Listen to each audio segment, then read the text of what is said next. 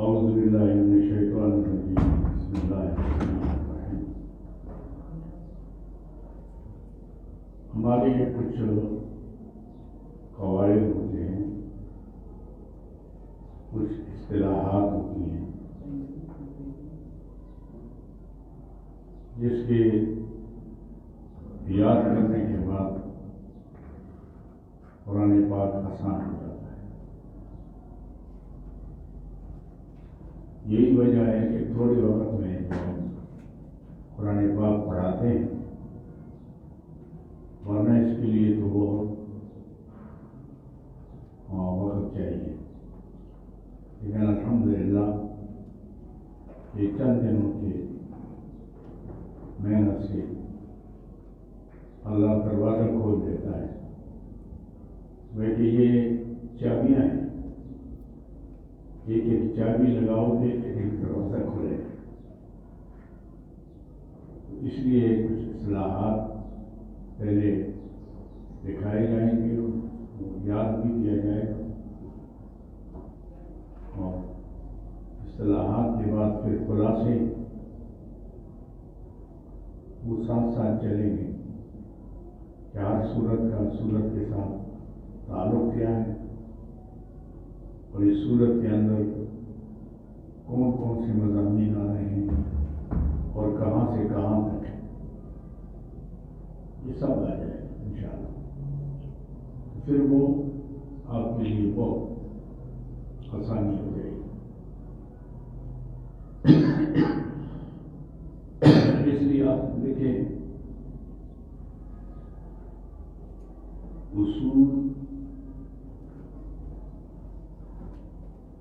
اصول و اصطلاحات قرآن کریم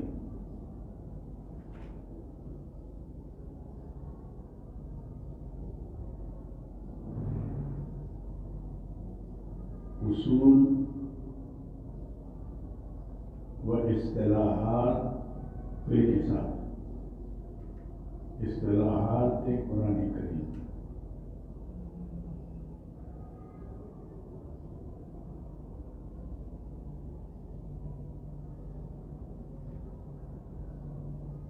اور ضروری مباحث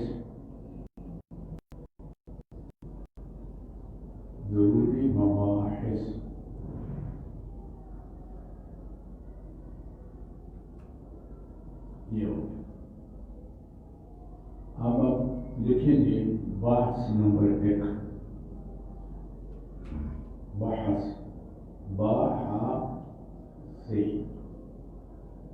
بحث نمبر 1،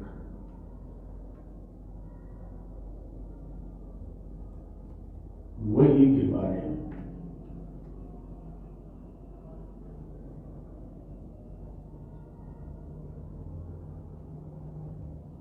وحی لغت میں کہتے ہیں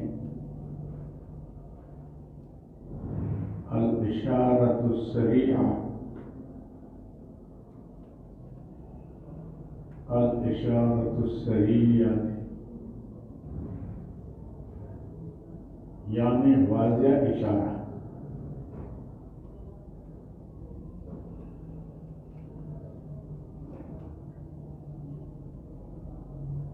یا الاعلام فی خفاء،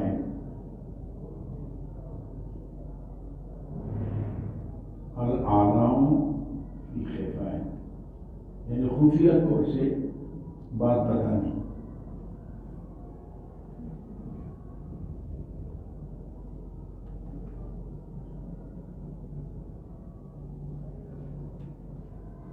یہ تو اس کی لغوی بات ہوگی. پھر وہی جو ہے وہ 4 قسم کا ہے.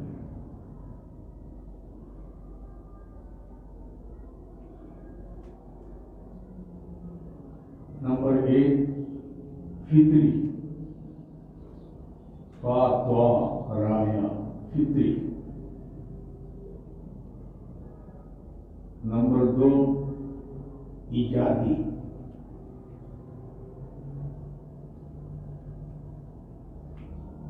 نمبر 3 عرفانی، عرفانی. نمبر 4 شرعی. شرع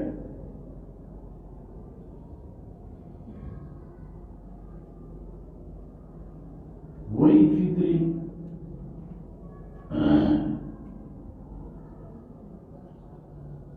اللہ رب العزت نے ہر چیز میں رکھی.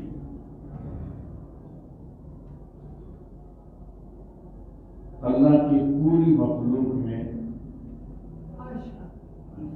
وہی فطری ہے.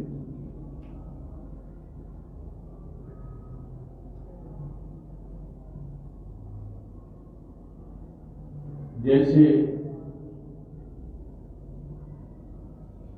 اللہ رب العزت فرماتے ہیں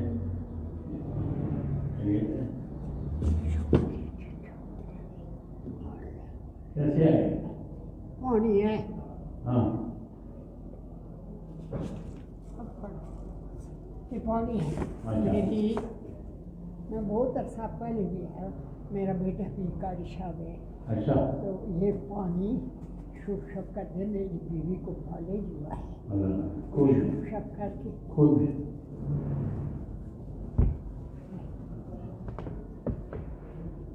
اللہ کو شاہد بن سبب.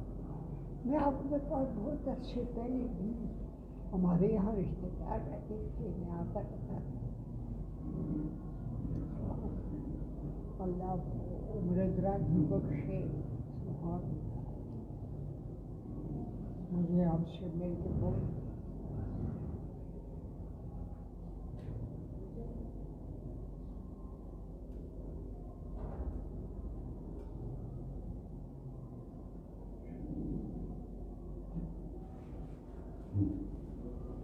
یہ ایک چھوٹی سی کتاب پڑھوں گا. مجھے پڑھنے کے لیے کتاب ابھی یہ پڑھا رہا ہوں پھر جیسے کہ وہاں سبق پڑھانے کے بعد اس ٹائم پڑھاتا ہوں پھر کسی ٹائم آتا ہے.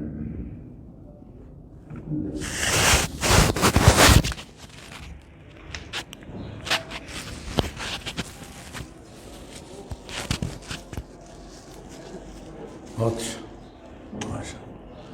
جی. تو وہی لغوی اعتبار سے میں نے بتایا کہ الاشارۃ السریعہ یعنی واضح اشارہ ہوا، یا العالم فی خفاء خفیہ طریقے سے کسی چیز کی خبر دے دینا. اور اصطلاحی طور پر پھر وہی جو ہے وہ 4 قسم کی ہوگی. یہ ایک اصول آپ لکھوا دیں گے تو آپ سارے مسائل آپ کے جو ہے نا اجرا سارے مسائل آپ کے حل ہو جائیں گے. مولانا کاغذ اور قلم عمر تراشا میں اس کو بیٹھ میرا اشارہ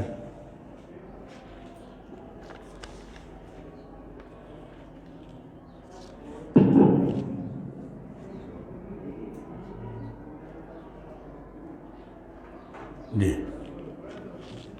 ناولکل روزانہ سورہ یاسین اور ایک مرتبہ ایک پاؤں تلاوت از کم نور سمر چکے.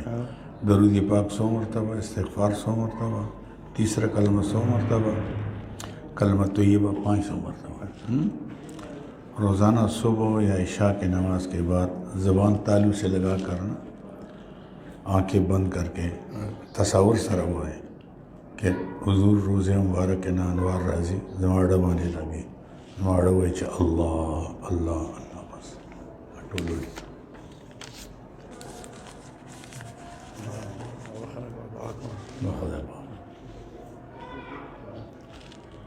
جی. بات سمجھ آئی؟ اب وہی یہ بہت ضروری مسئلہ ہے.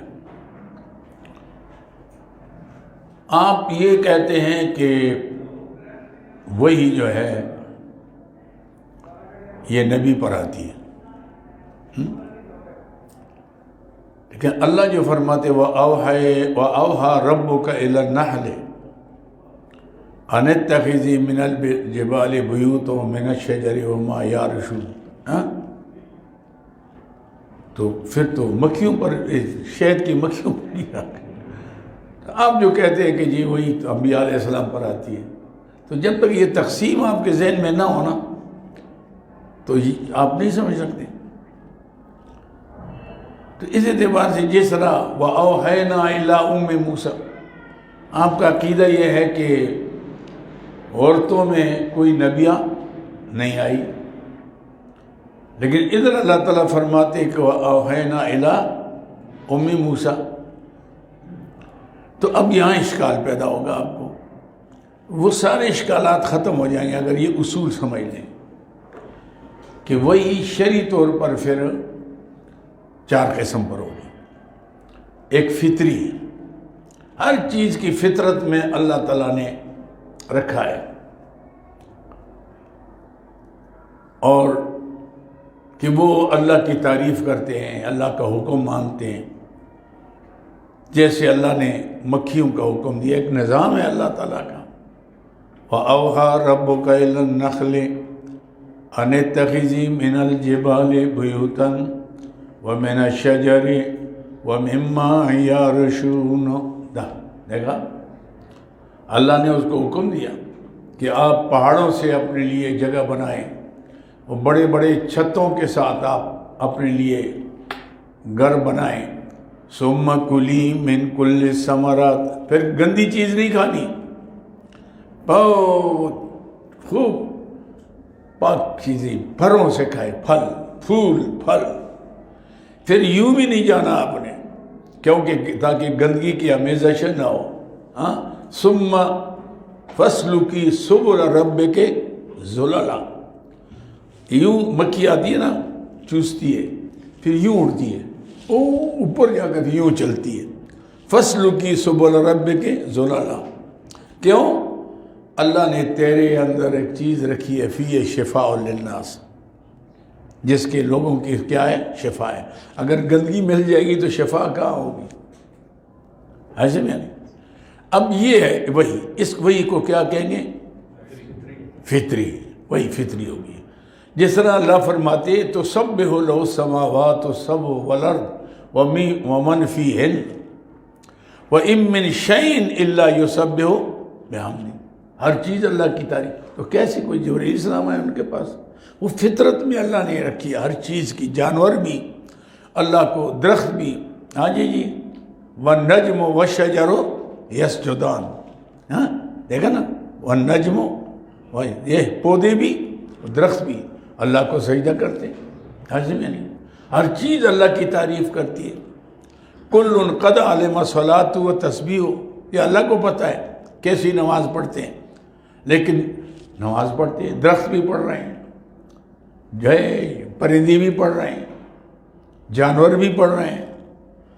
ہر چیز ایک ذہن میں رکھ لیں کہ اللہ کی مخلوق میں سوا انسانوں اور جنات کے کوئی مخلوق میں مشرک کوئی نہیں ہے، شرک نہیں ہے. شرک ان دو میں ہوتا ہے، ایسے میں نہیں، ان دو میں صرف شرک ہوتا ہے. تو اس اعتبار سے پھر معاملہ یہاں تک چلا گیا. یہ ساری آیات بے شمار، میں تو صرف مثال کے طور پر سمجھاتا ہوں. یہ فطری ایک ایجادی ہے، یہ بھی اللہ کی طرف سے ایجادات ہیں. دیکھو نا، یوں پرزہ بناؤ، یوں پرزہ بناؤ، یوں بناؤ، یوں بناؤ، پھر ہوا بھرو وہ اڑ جائے گا، جہاز بن جائے گا. یوں کشتی بناؤ، یوں بناؤ، یوں بناؤ، پھر اس کو دریا میں چلاؤ، وہ ڈوبے گا نہیں. تو یہ کس نے بتایا؟ اللہ نے بتایا. لیکن اس وحی کے اندر کافر مسلمان دونوں شریک ہیں. یہ مسلمان کے ساتھ مخصوص نہیں ہے. جیسے قرآن کہتے ہیں نا سورہ بنی اسرائیل میں، کُلًّا میں، یہ وہی مثال لکھ لیں، وہی ایجادی کی مثال. کُلًّا نُمِدُّ ہَؤُلَاءِ وَہَؤُلَاءِ مِنْ عَطَاءِ رَبِّكَ. یہ بھی اللہ ان کی بھی مدد کرتا ہے، کافروں کی بھی کر رہا ہے، مسلمانوں کی بھی کر رہا ہے. اللہ فرمائے من عطاء ربک، یہ تیرے رب کی کیا ہے؟ عطا ہے۔ وما کان عطاء ربک محظورا، اور تیرے رب کی عطا کسی پر بند نہیں ہے۔ سبحان اللہ، دیکھا یہ سب کے لیے، کافر مسلمان یہ پستول بناتے ہیں، بندوق بناتے ہیں، بم بناتے ہیں، ایٹم بم بناتے ہیں، یہ ساری چیزیں اس کو کیا کہیں گے؟ وہی ایجادی، وہی ایجادی۔ اور تیسری قسم کے وہی عرفانی، وہی عرفانی انبیاء علیہ السلام کو بدرجہ اولا ہوتی ہے، لیکن یہ وہی کاملین اولیاء اللہ کو بھی ہوتی ہے۔ کاملین اولیاء اللہ کو جیسے کشف، الہام، القاء، کشف یہ کون سی وہی ہے؟ یہ غیب نہیں ہے، یہ وہی عرفانی ہے، دور کی بات بتائی۔ جیسے حضور نے فرمایا نا اتقوا من فراست المومن فإنه ينظر بنور اللہ، مومن کی فراست سے اپنے آپ کو بچاؤ کیونکہ اللہ کی نور سے دیکھتے ہیں۔ تو یہ کوئی علم غیب نہیں ہے۔ غیب تو وہ ہے جو انسان براہ راست ایک چیز جس کو حاصل ہو جائے، یہ تو اللہ کی طرف سے ہے، چاہے بذریعہ فرشتے کے ہو یا براہ راست ہو۔ تو جب اللہ نے بتایا تو غیب نہیں رہتا۔ یہ جو لوگ جھگڑے کرتے ہیں غیب کے اندر، وہ جاہل ہیں۔ سمجھا نہیں؟ بات اصل میں یہ ہے کہ جب تک اللہ وہی جتنا چاہے بتا دیتا ہے، وہی جتنا چاہے جتا دیتا ہے، وہ غالب نہیں کرتا کل غیب پر، نبی ہو، ولی ہو، فرشتہ، اگر کوئی بھی ہوگا نا، تو جب تک رب نہیں بتاتا تو اس کو کوئی پتہ نہیں ہے، اور جب بتا دیتا ہے تو غیب رہتا نہیں ہے۔ ہاں بتاتا تو ہے اللہ، انبیاء علیہ السلام کو بتاتا ہے، علوم اور سارے نبیوں کو بتایا اللہ نے۔ پھر حضور اقدس صلی اللہ علیہ وسلم کا علم سب سے زیادہ ہے تمام انبیاء علیہ السلام سے، اس لیے حضور فرماتے اوتیت علم الاولین والآخرین، لیکن وہ دیا گیا نا، جو دیا گیا تو وہ غیب نہیں ہے۔ سمجھے میری بات کو؟ جب دیا گیا تو غیب کہاں رہا؟ پھر ایسے پاگل ہیں، وہ لڑتے ہیں آپس میں، یہ غیب تھا اور غیب نہیں تھا۔ غیب تو عجیب، تو غیب مانتے وہ مشرک ہو گیا، وہ کہتے جو نہیں مانتا وہ وہابی ہو گیا۔ یعنی یہ جھگڑے ہمارے ہیں۔ اصل بات یہ ہے کہ ہر چیز اللہ کی طرف سے عطا ہے۔ انبیاء علیہ السلام کا کیوں؟ اگر نبی اپنے طرف سے بات کہتا ہے وہ تو پھر اللہ کی بات نہ ہوئی نا، اللہ کی بات، یہ تو نبی پر الزام ہے۔ اور نبی کیا کہتے؟ وَمَا يَنْتِقُ عَنِ الْهَوَىٰ إِنْ هُوَ إِلَّا وَحْيٌ يُوحَىٰ، نبی اپنے خواہش سے بات نہیں کر جب تک وہاں سے حکم نہیں ملتا۔ تو اس کا مطلب یہ ہے کہ سارا کام تو اوپر سے ہو گیا، انہیں بتا دیا، جو جب بتا دیا تو غیب کدھر رہا پھر؟ بے سمجھے، یہ غیب کدھر رہا پھر؟ اس لیے میں سمجھتا ہوں میرے نزدیک تو یہ الفاظ کی جنگ ہے، باقی جو مکاتب فکر کے اندر اختلاف ہے اس کی حقیقت کچھ بھی نہیں، کوئی اختلاف نہیں۔ اب کوئی مسئلہ میرے سامنے پیش کریں کہ جی یہ اختلاف ہے، میں آپ کو بتاؤں گا کہ اس میں کوئی اختلاف نہیں، صرف سمجھ جو عقل کی بات ہے، عقل کی بات آ جائے، بڑا مسئلہ ہے یہ، ایسا میں نہیں کتنا جھگڑا ہوتا ہے، لڑائیاں ہوتی ہیں اس پر، لیکن میں کہتا ہوں کہ جو آدمی قرآن کے اصول سے واقف ہو جائے وہ جھگڑا نہیں کرے، وہ کہے گا بابا ٹھیک ہے، علم غیب دیا، کس نے دیا؟ اللہ نے دیا، تو جب عطا ہو گئی تو پھر غیب رہتا نہیں ہے، بات ختم ہو گئی۔ میں ایک کمرہ آپ دیکھ لیں اور سب کچھ، اور تختیاں گن کر بات جائیں، اوہ جی مجھے غیب ہے، علم ہے، کیا اس کمرے میں اتنی تختیاں ہیں؟ تو دیکھ کے آیا نا، دیکھ کے آیا تو غیب کیسے رہا؟ سمجھا؟ دیکھتا نہ تو پھر بات ہو جاتی، ایسے میں نہیں، اللہ دکھاتا ہے۔ حضور اقدس صلی اللہ علیہ وسلم معراج کے واقعے سے وہاں تشریف لے آئے تو مکے والوں کو اور کوئی صورت نہ ملی تو اعتراض کیا، ان کو پتہ تھا کہ حضور صلی اللہ علیہ وسلم بیت المقدس نہیں گئے، کیونکہ ایک دفعہ راستے سے واپس ہو گئے تھے اس راہب کے کہنے پر، پھر تو حضور نہیں گئے، انہوں نے کہا اچھا جی آپ معراج اب بیت المقدس گئے اور سوا لاکھ نبی کو نماز بھی پڑھائی، ہو بڑا شوق مچا ہے۔ اچھا یہ بتائیں اس کے دروازے کتنے ہیں، اس کی کھڑکیاں کتنی ہیں، ہاں ستون کتنے ہیں؟ تو بخاری شریف میں آتا ہے حضور فرماتے مجھے بڑی تکلیف ہوئی کہ اللہ میں تو گننے تو نہیں گیا تھا رات کو، میں تو اللہ کی معرفت میں جا رہا تھا۔ تو اللہ نے فرمایا کہ آپ گھبرائیں نا، میں بیت المقدس سامنے لے آتا ہوں۔ فرفعت بھی سامنے آ گیا، سارے پردے ہٹ کے حضور نے دیکھ لیا۔ فرمایا بتاؤ بھائی کیا ہے؟ کہنے لگا جی ستون اتنے، کھڑکیاں اتنی ہیں، رنگ کیا ہے یہ ہے۔ وہ انہوں نے تو دیکھا تھا، انہیں حیران ہو گیا کہ یہ کیا مسئلہ ہے، یہ کبھی گئے نہیں اور یہ سب بتا رہے ہیں، ستون بھی بتا رہے ہیں اور کھڑکی بھی بتا رہے ہیں، دروازے بتا رہے ہیں۔ تو بتایا تو سب، لیکن وہ حضرت یعقوب علیہ السلام سے پوچھا کہ ز مصر بوئے پیراہن شمیدی چرا در چائے کہ نانش ندیدی۔ جب وہ کنویں کے اندر پڑی ہوئی تھی حضرت یوسف علیہ السلام، تو آپ کو تو کوئی پتہ نہیں تھا، وہ روتے رہے۔ اور ادھر سے مصر کو دیکھو اور شام کو دیکھو، ہزاروں میل کا فاصلہ ہے، اور آج آپ کہہ رہے ہیں انی لاجد ریح یوسف، مجھے یوسف کی خوشبو آ رہی ہے، اور پھر حقیقت بھی ہوگی۔ تو یہ کیا بات ہے، یہاں نظر نہیں آیا اور وہاں آپ کو خوشبو آ گئی میلوں سے۔ بگفت ہوا لما ورق جہانس دم پیدا و دیگر دم نیانت۔ ہماری مثال جیسے چمک ہوتی ہے، کبھی چمک پیدا ہو جاتی ہے اور کبھی غائب ہو جاتی ہے۔ گہے برتار میں اعلیٰ نشینم، گہے بر پشت پائے خود نبینم۔ کہیں بتاتا ہے تو اوپر کی بات بتا دیتا ہے، نہ بتائے تو پاؤں کی نیچے بھی پتہ نہیں ہے کہ کیا، سمجھے بات کو؟ تو یہ کوئی مسئلہ نہیں ہے میرے نزدیک۔ تو اللہ کے فضل و کرم سے یہ جو ہمارے اختلاف بنا کر اور کفر کے فتوے لگاتے ہیں، اس میں حقیقت کچھ بھی نہیں ہے سوا جہالت کے۔ یہ جاہل مولوی اس مسئلے کو اٹھاتے ہیں دونوں طرف سے، اور پھر لڑاتے ہیں قوم کو، امت کو تقسیم کراتے ہیں، نبی کے ذات کو موضوعی بحث بناتے ہیں۔ یہ بہت بڑا جرم ہے جس کا ارتکاب لوگ کرتے ہیں۔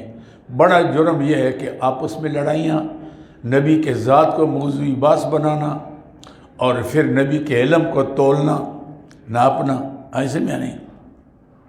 یہ تو اللہ کو پتہ ہے۔ ہمارے مولانا قاسم نانوتوی رحمۃ اللہ علیہ نے، سبحان اللہ، جو دارالعلوم دیوبند کے بانیوں میں ہیں، ہاں جی، وہ کیا عجیب تصور۔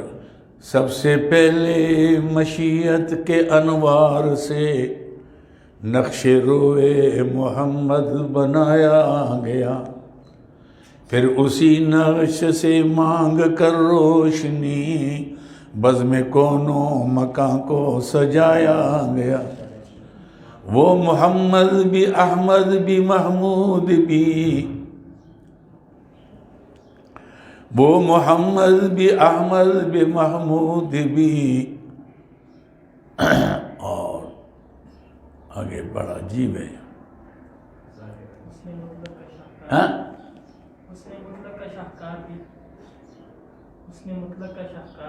شاہکار بھی، اچھا جی، علم، محمود بھی، اور حسن مطلق کا شاہد بھی، مشہود بھی، علم و حکمت میں وہ غیر محدود بھی۔ یہ دیکھ، علم و حکمت میں وہ غیر محدود بھی، ظاہراً امیوں میں اٹھایا گیا۔ دیکھا آپ نے، ظاہراً امیوں، حضور نے کسی سے پڑھا تو نہیں نا، پڑھا تو نہیں، اللہ سے پڑھا، آئے اور ساری دنیا کو پڑھانا شروع کیا۔ کسی یونیورسٹی میں، کسی مدرسے میں داخل ہوئے، کبھی کسی مولوی سے پڑھا ہے؟ ساری دنیا کو پڑھایا۔ دنیا تو نبی تو اللہ کا شاگرد ہوتا ہے، تو اللہ یوں نہیں پڑھاتا کہ علی با تا سا، اس طرح نہیں پڑھاتا۔ اللہ دل میں ڈالتا ہے، جب ڈالتا ہے تو وہ عالم بن جاتا ہے۔ سمجھے بات کو؟ یہ ہے مسئلہ۔ وہ چکے نہ تب نکل کو۔ تو یہ مسئلہ آ گیا جی۔ میں کیا بتا رہا تھا کہ اہل وحی کے فطری، ایجادی، عرفانی وحی کون سی ہے؟ دیکھو ہر نبی ایک اصول ذہن میں رکھ لیں، بے شک اس کے لکھنے کی ضرورت نہیں ہے. ہر نبی نبوت سے پہلے اتنا کامل ولی ہوتا ہے کہ جہاں تمام اولیاء اللہ کی ولایتوں کی انتہا ہوتی ہے وہاں سے نبی کی ولایت کی ابتدا ہوتی ہے. بس سمجھے بات کو؟ ہر نبی نبوت سے پہلے اتنا کامل ولی ہوتا ہے، اس لیے کسی نبی سے شرک سرزد نہیں ہوتا، کوئی گناہ سرزد نہیں ہوتا، کبھی شراب نہیں پی، اشریا نہیں، کبھی زنا نہیں کیا. نبوت سے پہلے اتنا کامل ولی ہوتا ہے کہ جہاں تمام اولیاء اللہ کی ولایتوں کی انتہا ہوتی ہے وہاں سے نبی کی ولایت کی ابتدا ہوتی ہے. سمجھ گئے بات کو؟ اب اس لیے علم عرفانی، علم وحی کے علاوہ علم عرفانی بھی نبی کے اندر ہوتی ہے. جی جیسے کشف، الہام، القاء، اس طرح انبیاء علیہ السلام کو بھی. سمجھے بات کو؟ تو وہی عرفانی جب لکھے کہ جو انبیاء علیہ السلام اور کاملین اولیاء اللہ کو ہوتی ہے، جس طرح اللہ فرماتے وَأَوْحَيْنَا إِلَىٰ أُمِّ مُوسَىٰ. جبریل صاحب نہیں آئے، اللہ نے دل میں بات ڈالی. میں سمجھیں گے حضرت موسیٰ علیہ السلام کی والدہ کے پاس جبریل نہیں آئے. وَأَوْحَيْنَا إِلَىٰ أُمِّ مُوسَىٰ، ہم نے موسیٰ علیہ السلام کی والدہ کے دل میں بات ڈالی ان ارضعی، کہ آپ دودھ پلاتی جائیں. فَإِذَا خِفْتِ عَلَيْهِ، جب ڈر جائیں اس پر، فَأَلْقِيهِ فِي الْيَمِّ، پھر دریا میں پھینک دینا. یا اللہ کیسے پھینکوں؟ وَلَا تَخَافِي وَلَا تَحْزَنِي، آپ ڈریں بھی نہ، خوف اور غم بھی نہ کریں. إِنَّا رَادُوا إِلَيْكَ، ہم اس بچے کو لٹا کر واپس تیرے گود میں لائیں گے. وَجَعِلُوهُ مِنَ الْمُرْسَلِينَ، ہم نے اس کو رسول بنانا ہے. دیکھا آپ نے یہ کہاں ہوا؟ اس کو کہتے کیا؟ وہی عرفانی اولی. ثابت ہوگی کہ نہیں ہوئی؟ وہی عرفانی اولیاء اللہ. یہ ساری یہ چیزیں، اس طرح مائی مریم کو جو کچھ بھی ہوا اس کو کیا کہتے ہیں؟ وہی عرفانی کہتے ہیں. اور ایک ہے، یہ تین ہو گئی. چوتھی وہی شرعی. نمبر 4 وہی شرعی.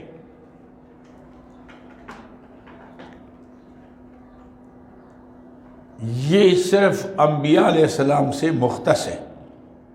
یہ صرف انبیاء علیہ السلام سے مختص ہے.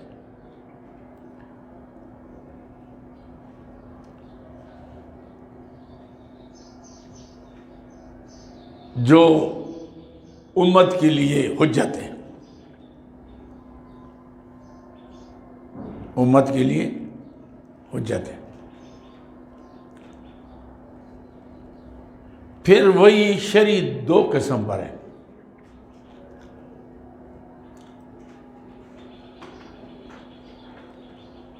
نمبر 1 بواسطہ جبرائیل،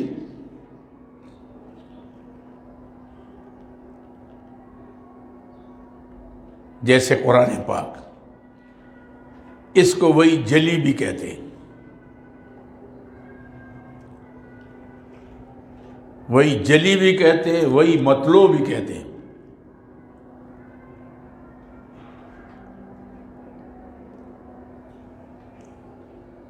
اور دوسری نمبر کی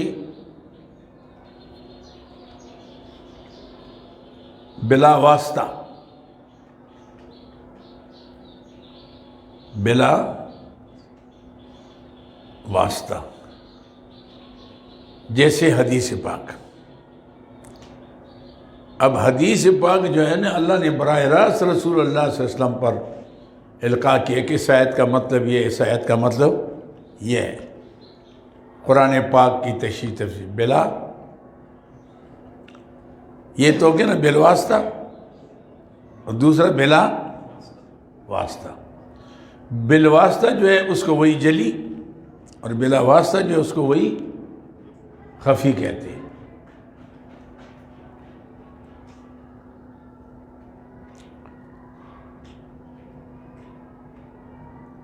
پھر وہی بلا واسطہ بھی دو قسم پر بنے گی۔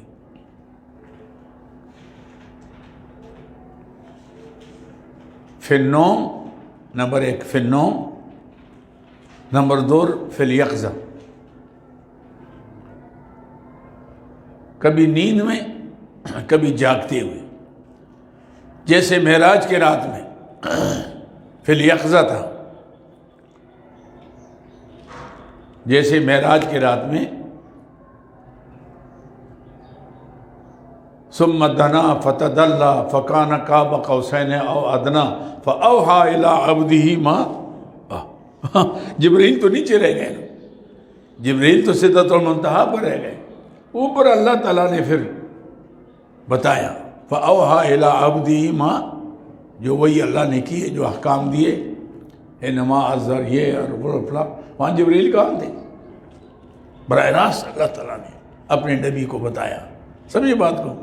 یہ ایسے دیکھو نا، یہ اگر آپ غور کریں نا آپ کا دل ہی یوں ہو جائے گا، پھر آپ فرقہ واریت میں نہیں چلیں گے۔ آپ کہہ لیے مولوی غلط کہہ رہے ہیں، غریبوں کو نہ ان کا اندر کا پتہ ہے نہ باہر کا پتہ ہے، ایسے میں اندر دل بھی ایسا ہوتا ہے، اس لیے تو سارے جھگڑے پیدا کرتے ہیں، فسادات پیٹ کی خاطر، اللہ بچائے۔ ویسے تو یہ ہو گیا۔ اب دیکھو نا فَأَوْحَى إِلَىٰ عَبْدِهِ مَا أَوْحَىٰ، جو وہی کی۔ اب کون تول سکتا ہے بھائی؟ آپ کہتے ہیں حضور کو کیا مولوی کہتے وہ جی علم کلی تھا، نعرہ تکبیر، دوسرے نہیں علم جزئی تھا، نعرہ تکبیر۔ بھائی تم تول سکتے ہو نبی کے علم کو؟ کیا پدی کا شوروا جس کے پاس ایک پاؤ کا برتن ہو اور اس کے اندر ایک من چیز تولے تو کیسے تول سکتا ہے؟ وہ نہیں ڈال سکتا اس کو۔ سمجھ میری بات کو؟ تو یہ تو اللہ نے اتنا علم دیا ہے کہ نبی، یہ بھی بتاؤں گا عصمت انبیاء میں ایسے مسائل آئیں گے انشاءاللہ، آپ نے سنے نہیں ہوں گے۔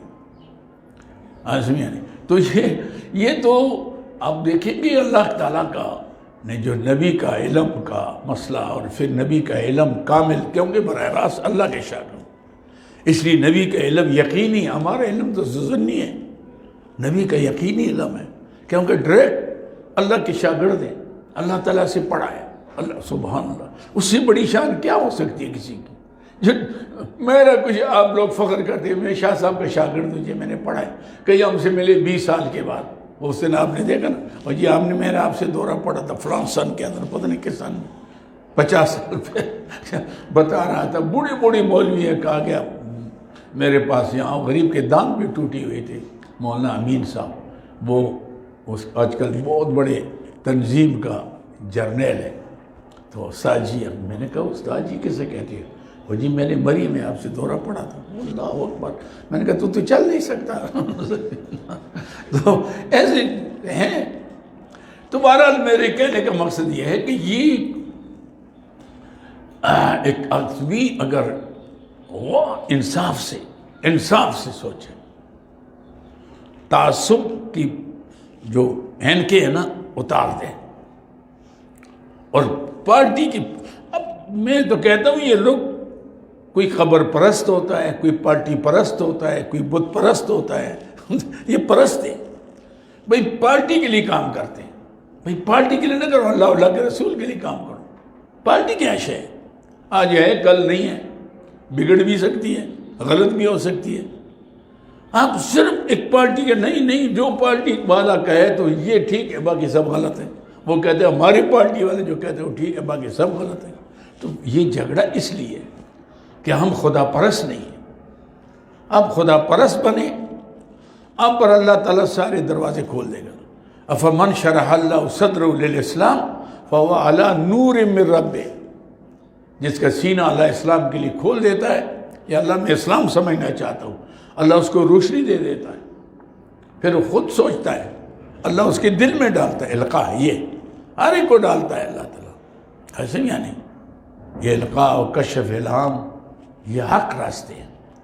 تو یہ سب کچھ انسان کے سامنے آ جاتا ہے. تو بہرحال یہ بات یہ کہنا چاہتا تھا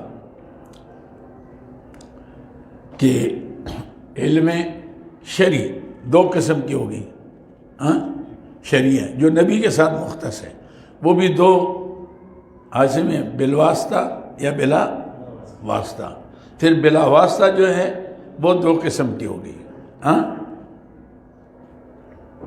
پھر نوم یا پھر یقظہ.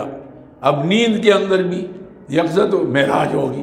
نیند کے اندر حضور اقدس فرماتے ہیں اللہ رب العزت کا مجھے دیدار مقدس ہو گیا، جس اللہ کی شان کے ساتھ مناسب ہے. تو فرمایا یا محمد فیما یختصم الملأ الاعلیٰ. یہ تو بخاری شریف کی حدیث ہے نا مولانا سے. اوپر ملائے اعلیٰ کے فرشتے کیا بات کرتے ہیں آپس میں؟ تو میں نے عرض کیا یا اللہ مجھے نہیں پتا. تو اللہ نے پھر اپنا ہاتھ مبارک جس طرح اللہ کے شان کے ساتھ مناسب ہے میرے دونوں شانوں کے درمیان رکھ لی، اور مجھے ٹھنڈک سینے میں محسوس ہو گئی. جب تبذو کی تو پھر کیا حدیث میں کیا آتا ہے؟ فتجلی لی کل شیء. کیا ہے؟ فتجلی لی کل شیء. ساری چیزیں سامنے آ گئی. تو پھر اللہ نے پوچھا کہ اچھا اب بتاؤ نا کیا کہتے ہیں جو مقرب فرشتے ہیں. اور یہ اللہ تقدیروں میں باس کر رہے ہیں، تقدیر میں باس کر رہے ہیں. تو یہ چیز ہے. یہ پھر نوم کئی دفعہ حضور اعظم کو نیند کے اندر بھی وہی آئی ہے. جیسے فرشتے آ جاتے، ایک سرانے کھڑا ہے، ایک پاؤں مبارک کھڑا ہے. اس کی مثال ہے آخر کیسے مثال ہے. حضور فرماتے میں سن رہا تھا میں، کیونکہ ان العین نائمۃ والقلب یقظان. نبی کا آنکھ سوتی ہے لیکن دل سوتا نہیں ہے. نبی کا آپ ایسے مسائل آپ سمجھیں گے پتہ نہیں یہ کہاں سے یہ باتیں کر رہا ہے، نئی نئی باتیں کر رہا ہے، لیکن میں جو کر رہا ہوں عقل کے مطابق ہے. یعنی انبیاء علیہ السلام کا ہر وقت اللہ کے جلال اور جمال کا مشاہدہ ہوتا ہے. نبی کے دل پر غفلت 24 گھنٹے غفلت نہیں آتی، مشاہدہ ہوتا ہے. اور یہی وجہ ہے کہ نبی کا خواب وہی ہے. نبی کا خواب یا بنی انی ارا فی المنام انی اذبحک. ابراہیم السلام نے کیا کہا کہ بیٹے میں خواب میں دیکھ رہا ہوں کہ آپ کو ذبح کروں. فانظر ماذا تری، آپ کا کیا خیال ہے؟ قال یا ابت افعل ما تؤمر. ابا کر لے جو آپ کو حکم. دیکھو نا وہ کیا کہتے ہیں، ما تؤمر، ماں تجھے جو امر ملا ہے. تو معلوم ہوتا ہے کہ نبی کے خواب بھی امر ہے، اس پر نبی پر عمل کرنا بھی ضروری ہے، نبی کو امت کو بھی ضروری ہے. میرا خواب میرے لیے حجت ہے، آپ کے لیے نہیں ہے. آپ کے لیے ضروری نہیں. میں نے خواب دیکھا، میں اس کے مطابق عمل کروں. آپ کو کہوں آپ کہ نہیں شاہ صاحب آپ تو نہیں مانتے، نہ مانیں، کوئی فرق نہیں پڑے گا. لیکن نبی ایک خواب دیکھ لے اور آپ کہیں جی میں نہیں مانتا تو کافر ہو جائیں گے. سمجھے میری بات؟ کیونکہ نبی کا خواب کیا ہے؟ وہی ہے. یا ابت افعل ما تؤمر ستجدنی انشاءاللہ من الصابرین. دیکھا آپ نے، یہ ہے بات آ گئی. تو بہرحال یہ وحی کے بارے میں نے چند باتیں کی. اب آگے ایک لکھیں نزول وحی کا طریقہ. نزول وحی کا طریقہ.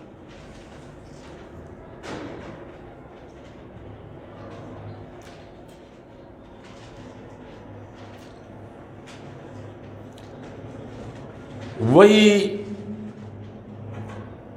3 طریقوں سے نازل ہوتی تھی.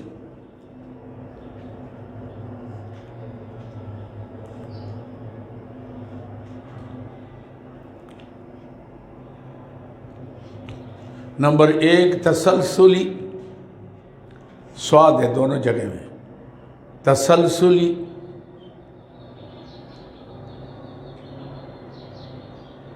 نمبر 2 تمثلی، سے کے ساتھ ہے.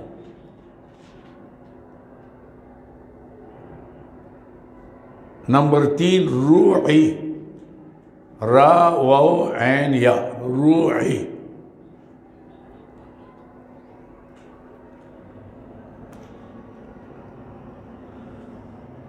تسلسل کے معنی یہ ہیں کہ فرشتہ نظر نہیں آتا، لیکن اس کی آواز ایسی ہے کہ نبی سمجھے. کیوں تسلسل کہتے ہیں نا، جیسے گھنگرو کی آواز نہیں نا، ٹنگ ٹنگ ٹنگ ٹنگ ٹنگ ٹنگ، ایسے نہیں آنے، گھنگرو کی آواز آتی ہے. تو آواز آتی ہے جس کو صرف نبی سمجھ سکتا ہے،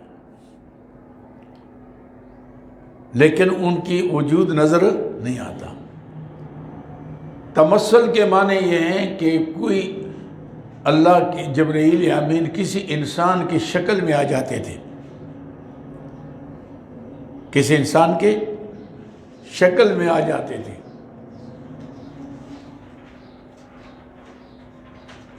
جیسے کبھی حضرت دہیہ کلبی رضی اللہ کی شکل میں، کسی اور صحابی کی شکل میں، کبھی ایک اوپری آدمی کی شکل میں، جیسے حدیث جبرائیل میں حضور تشریف فرمائے ہیں، اصطلع علینا رجل شدید و بیاض ثیاب شدید و سواد شعر لا یرا علیہ اثر سفر ولا یعرف منا احد فاسند رکبتیہ الی رکبتیہ ووضع یدیہ علی فخذیہ فقال یا محمد صلی اللہ علیہ وسلم اخبرنی عن الایمان فاخبرنی عن الاسلام اخبرنی عن الاحسان متی الساعہ. یہ سارے حدیث جبرائیل مشہور ہے.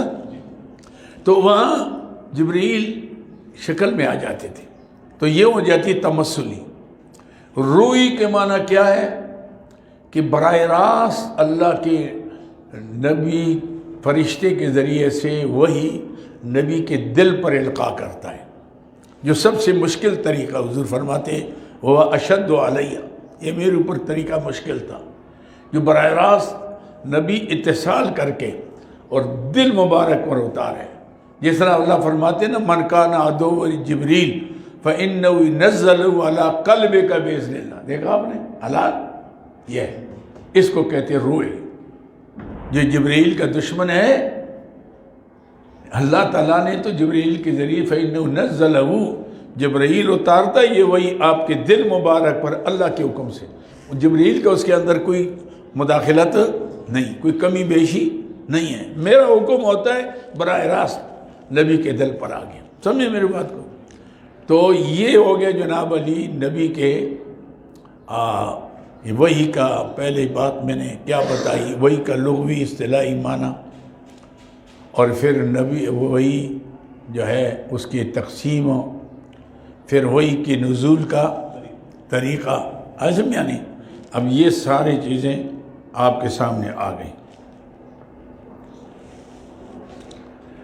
ایک نزول کی بات کریں آپ. نزول کا معنی اور مطلب.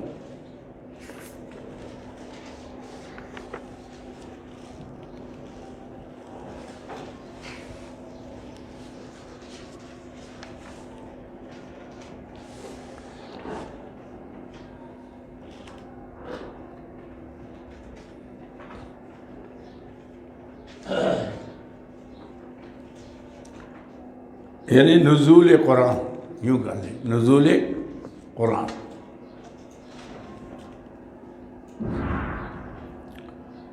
لغت عرب میں نزول کی کئی معنی آتے ہیں.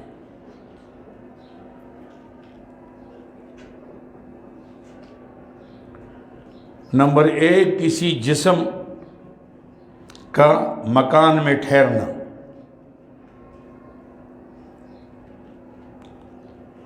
جیسے نزل الامیر المدینہ، نزل الامیر المدینہ، یعنی امیر نے شہر میں قیام کیا. یا جیسے اللہ فرماتے ہیں وَقُلْ رَبِّ أَنزِلْنِي مُنزَلًا مُبَارَكًا، رب انزلنی، اللہ مجھے برکت والی جگہ میں نازل. اوپر سے تو نہیں آ رہے ہیں نا، جا رہے ہیں، تو ٹھہرنا ہو گیا.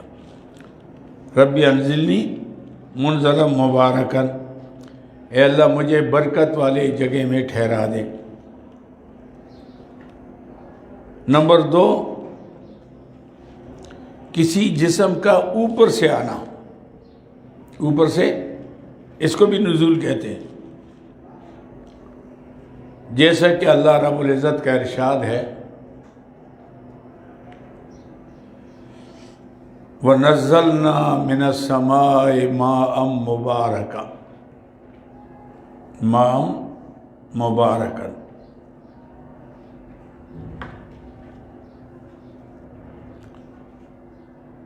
یعنی آسمان سے پانی ہم نے اتارا۔ چونکہ قرآن کریم، یوں لکھیں، چونکہ قرآن کریم کے الفاظ جسمانیت اور مکانیت سے منزہ ہیں، جسمانیت اور مکانیت سے منزہ ہیں، لہذا نزول قرآن سے مراد اعلام ہے، اعلام ہے، یعنی اللہ تعالیٰ کی طرف سے بواسطہ جبرائیل کے رسول اللہ صلی اللہ علیہ وسلم کو الفاظ قرآن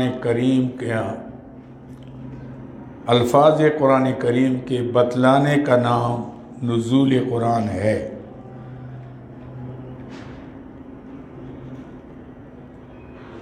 اس تعبیر میں قرآن کریم کی عظمت اور شان بتلانا مقصود ہے۔ اللہ فرماتے میرے طرف سے ہم نے اس کو اتارا، مقصود ہے۔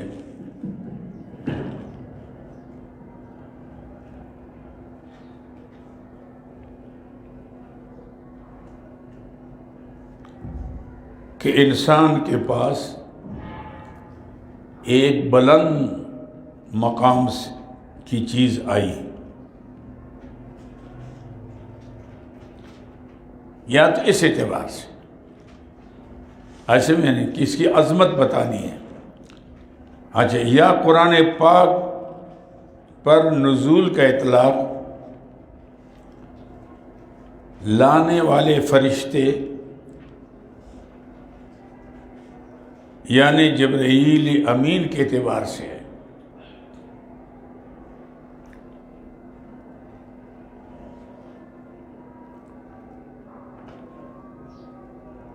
جبرائیل امین کے وہ بلند مقام سے یہ قرآن لایا۔ نزل بہ روح الامین علی قلبک، نزل بروح الامین علی قلبک لتکون من المنذرین، یہ ہے۔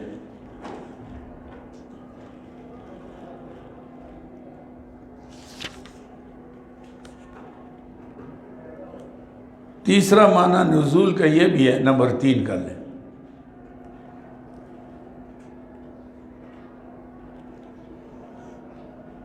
کہ خود ایک چیز اوپر سے نیچے آتی ہے،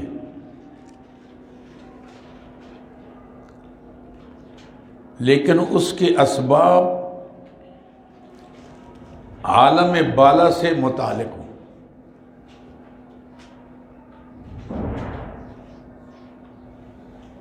عالم بالا سے متعلق ہوں،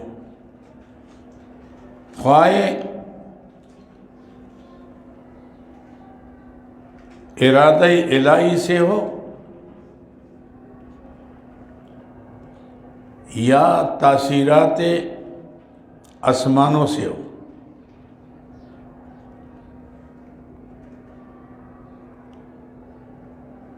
عالم بالا آسمانی تاثیرات سے ہو، اس اعتبار سے لوہے اور مویشیوں اور انسانوں کے لباس پر بھی قرآن مجید میں نزول کا لفظ استعمال ہوا ہے۔ نزول کا لفظ اسباب اوپر کے ہیں، آج سمجھا نہیں؟ جیسے وَأَنزَلْنَا الْحَدِيدَ، وَأَنزَلْنَا الْحَدِيدَ،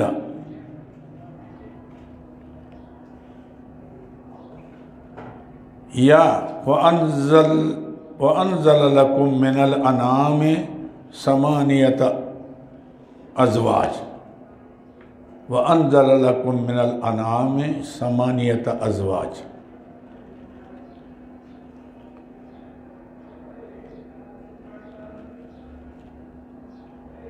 اور جیسے پوشاک کے بارے میں اللہ کا ارشاد ہے، یا بنی آدم قد انزلنا علیکم لباسا یواری سوآتکم۔ دیکھا نا، یہ بھی اوپر سے آ گیا، لباسا یواری سوآتکم۔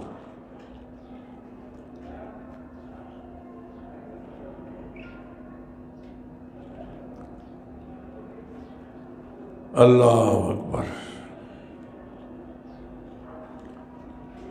پھر انزال دو لفظ بنتے ہیں، ایک انزال ہوتا ہے، ایک تنزیل ہوتا ہے۔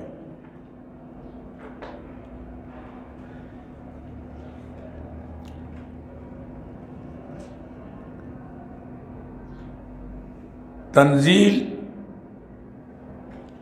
تدریجاً، تنزیل کے تو انزلناہ تنزیلا، اللہ فرماتے ہیں نا ہم نے اس کو اتارا تھوڑا تھوڑا کر، تنزلہ تھوڑا تھوڑا کر کے، تھوڑا تنزیلا۔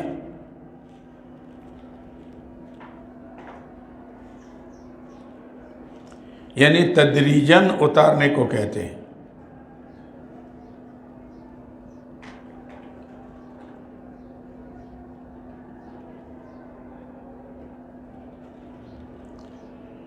آگے لکھیں قرآن کریم کی نزول ثلاثہ۔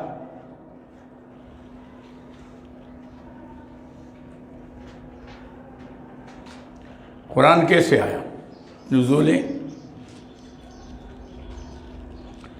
نزول اول بارگاہ الہی سے لوح محفوظ میں،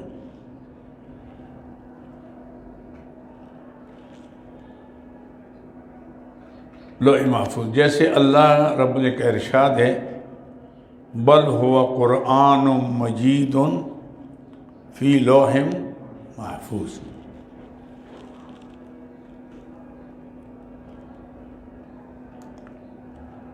نزول دوم لوح محفوظ سے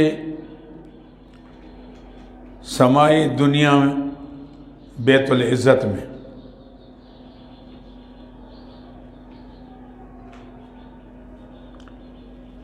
جیسا کہ ارشاد ہے انا انزلناہ فی لیلۃ القدر، فی لیلۃ القدر۔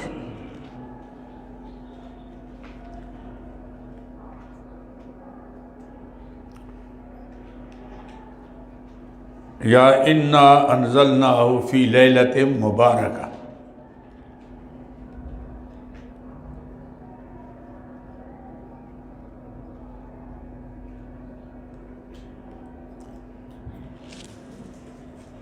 یا شہر رمضان الذی انزل فیہ القرآن، سب آگے، سب پر نزول آ گیا نا۔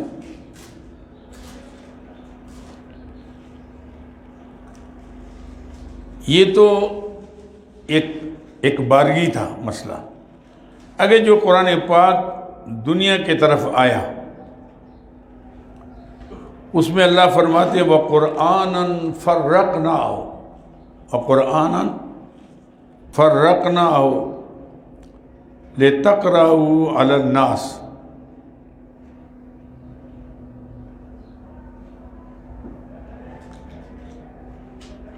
لِتَقْرَأُهُ عَلَى النَّاسِ عَلَى مُكْثٍ، ہم نے تھوڑا تھوڑا کر کے اتارا 23 سال میں، لِتَقْرَأُهُ عَلَى النَّاسِ عَلَى مُكْثٍ وَنَزَّلْنَاهُ تَنزِيلًا، وَنَزَّلْنَاهُ، ہم نے اس کو تھوڑا تھوڑا کر کے، یعنی اللہ کے علم سے پہلے لوح محفوظ میں آیا، پھر لوح محفوظ سے آسمانی دنیا پر آیا لیلہ قدر میں، اور لیلہ قدر جو ہے یہ رمضان میں ہے، ایسے میں نہیں، تو بیت العزت میں آیا پورا، پھر وَنَزَّلْنَا قُرْآنًا فَرَّقْنَاهُ، ہم نے تھوڑا تھوڑا کر کے، پھر جبرائیل امین بذریعہ اللہ کے حکم سے جو ضرورت ہوتی تھی اس کے مطابق وہی لاتے تھے۔ یہ 23 سال میں قرآن پاک کیا ہوا؟ مکمل ہو گیا۔ عزم یعنی یہ تو اس سے ثابت ہو گیا کہ دوسرا ایک اشکال یہاں پیدا ہوتا ہے، اور یہ بھی میں بات کر لوں۔ اشکال یہ ہے کہ قرآن پاک میں اللہ فرماتے ایک جگہ میں، جیسے اب پرسوں رات گزری تو سارے مولوی یہ یاد پڑھتے تھے، حامیم والکتاب المبین انا انزلناہ فی لیلۃ مبارکہ انا کنا منزلین، عزم یعنی فیہا یفرق کل امر حکیم امرا من عندنا انا کنا مرسلین۔ سب پڑھتے تھے کہ نہیں پڑھتے تھے؟ ہر جگہ میں تقریر پڑھتی تھی۔ اب یہاں اشکال یہ پیدا ہوتا ہے کہ تم شب برات پر پڑھتے ہو، اگر قرآن اس وقت اترا تو پھر جو قرآن کہتے ہیں انا انزلنا فی لیلۃ القدر، وہ تو رمضان میں ہے، ایک مسئلہ۔ دوسرے جو اللہ فرماتی وَنَزَّلْنَاهُ تَنزِيلًا، ہم نے تھوڑا تھوڑا کر کے اتارا، تو یہ سارے اشکالات آ گئے کہ نہیں آئے؟ تعارض آ گیا۔ تو جن لوگوں نے لیلۃ القدر میں یہ لیل مبارکہ سے شب برات مراد لی ہے، تو